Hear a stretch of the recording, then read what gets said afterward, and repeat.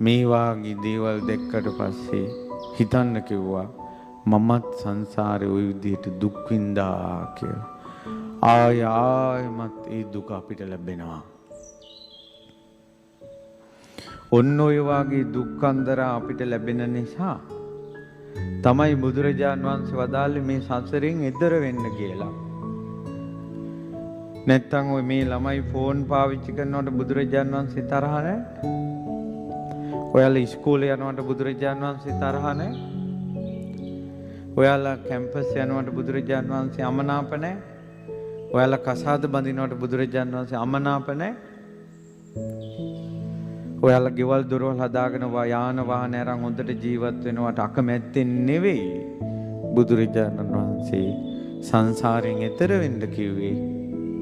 ඔන්න ඔය වගේ භෝග ව්‍යසන, රෝග ව්‍යසන, ඥාති ව්‍යසන ආයමත් අපිට මුහුණ දෙන්න සිද්ධ වෙනවා.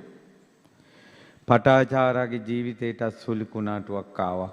මහා වැස්සක්